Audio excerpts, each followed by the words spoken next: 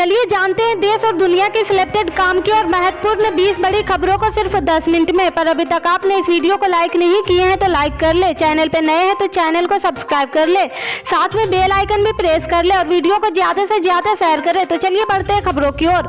उत्तर प्रदेश में हुए विधानसभा चुनाव में बीजेपी को बहुमत मिला था। अब चुनकर आए विधायकों ने योगी आदित्यनाथ का नाम पर मुहर लगा दी।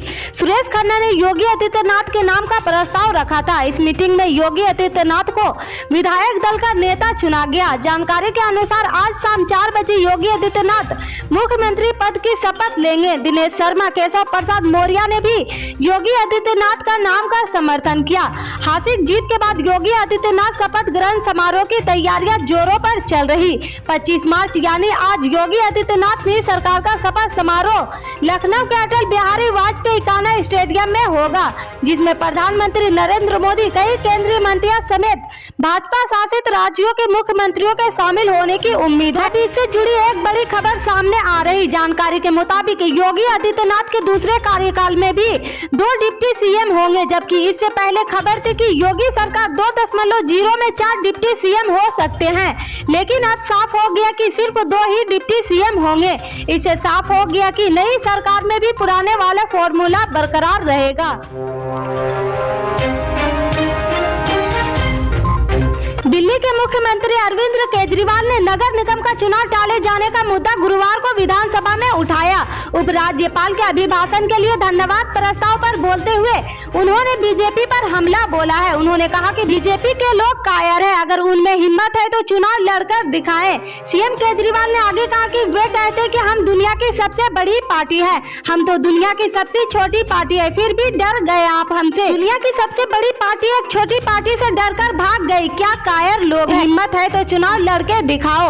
उन्होंने द कश्मीर फाइल्स को लेकर भी बीजेपी पर निशाना साधा। सीएम ने कहा कि बीजेपी के नेता फिल्म द कश्मीर फाइल्स के पोस्टर लगा रहे हैं, बीजेपी इस फिल्म का प्रमोशन बंद करे। कुछ लोग इस फिल्म के नाम पर करोड़ों का काम कर रहे हैं और बीजेपी वाले पोस्टर लगा रहे हैं।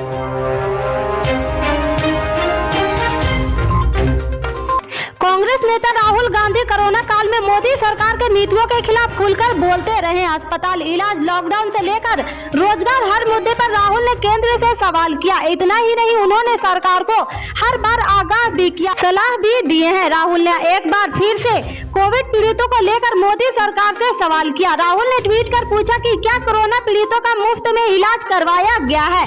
उन्होंने गरीबों और श्रमिकों के न्यूनतम आय के मुद्दे पर भी केंद्र से सवाल किया। इसके साथ ही राहुल ने कहा कि इन सब मुद्दों से पीएम को कोई मतलब नहीं है, उन्हें कोई फर्क नहीं पड़ता है। राहुल ने ट्वीट कर कहा कि कोविड पीड़ितों का इलाज मुफ्त में करवाया नहीं है, गरीबों और श्रमिकों को न्यूनतम आय मिली नहीं है, छोटे उद्योगों को डूबने से नहीं बचाया गया। उन्होंने कोरोना काल से जुड़ी 2 खबरों की सुर्खियों को शेयर करते हुए कहा कि पीएम को इस सब बातों से कोई फर्क नहीं पड़ता है।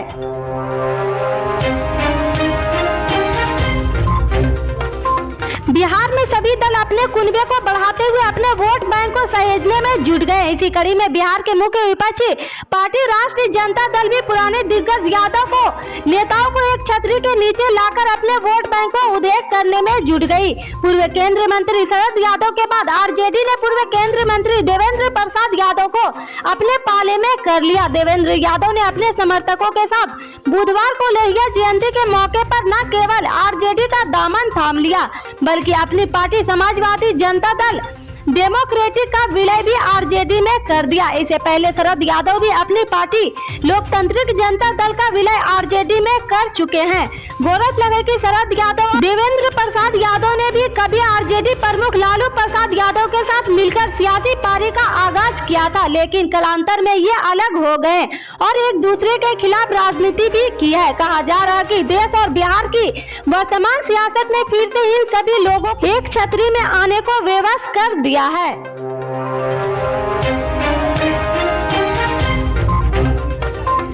संसद के बजट सत्र के दूसरे चरण का आज 7वां दिन है। राज्यसभा और लोकसभा में आज भी पेट्रोल, डीजल, एलपीजी सिलेंडर और केरोसिन के दामों में बढ़ोतरी को लेकर हंगामे का आसार है। इस बीच भाजपा ने लोकसभा की कार्यवाही में उपस्थित रहने के लिए अपने सभी सांसदों को व्हिप जारी किया है। बताया जा रहा है कि लोकसभा में आज दिल्ली नगर निगम के एकीकरण का विधेयक पेश हो सकता है।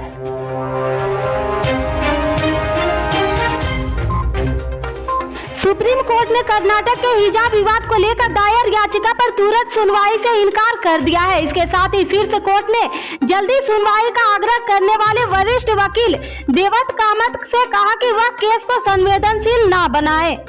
कर्नाटक के हाई कोर्ट के आदेश को छात्राओं ने शीर्ष कोर्ट में चुनौती दी है। इस पर गुरुवार को मेंशनिंग के दौरान छात्राओं के वकील कामत ने सीजेआई एनवी रमन से कहा कि यह मामला अर्जेंट है क्योंकि विद्यार्थी परीक्षा नहीं दे पाएंगे और उनका साल खराब हो जाएगा। इस पर जस्टिस रमन ने कहा कि इस मामले का परीक्षाओं से कोई लेना देना नहीं, मामले को संवेदनशील न बनाएं।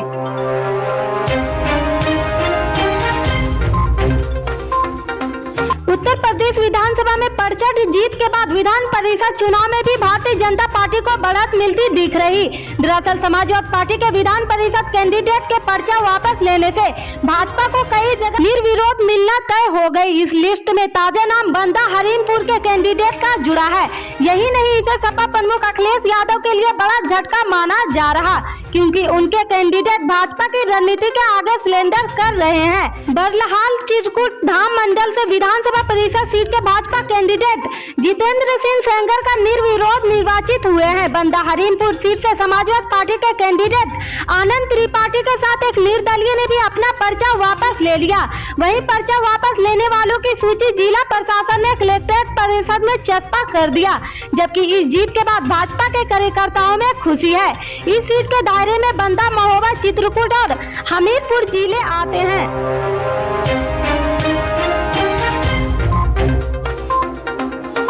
कोरोना लॉकडाउन को 23 मार्च को 2 साल पूरे हो गए। इस बीच कांग्रेस नेता राहुल गांधी ने केंद्र सरकार पर तंज कसा। राहुल गांधी ने कुछ देर पहले ही ट्वीट कर कोविड पीड़ितों के इलाज सहित उद्योगों की बदहाली के लिए मोदी सरकार को जिम्मेदार ठहराया। उन्होंने कोरोना पीड़ितों की समस्या उठाते हुए कहा कि कोविड पीड़ितों का इलाज मुफ्त में करवाया नहीं है। उन्होंने आगे कहा, केंद्र सरकार गरीबों और श्रमिकों को भी न्यूनतम आय देने व छोटे उद्योगों डूबने से बचाने में असफल रही। इस ट्वीट के साथ राहुल ने एक डिजिटल मीडिया की खबरों की हेडलाइंस को शेयर किया और उसके आधार पर पीएम मोदी और उनकी सरकार पर निशाना साधा। गौरतलब है कि राहुल ने कोविड पीड़ितों के मुफ्त इलाज में सरकार के विफल रहने का आरोप लगाया और गरीबों के साथ मजदूरों को न्यूनतम आय मिलने के सरकार के दावे को भी गलत ठहराया। इसके अलावा सरकार की इस बात के लिए भी आलोचना की है कि उसने छोटे उद्योगों और लघु उद्योगों को डूबने से बचाने में विफल रहे। कुल मिलाकर सरकार और पीएम मोदी को किसी बात का ख्याल नहीं है और इसे पीएम केयर से जोड़ते हुए लिखा कि पीएम डज नॉट केयर।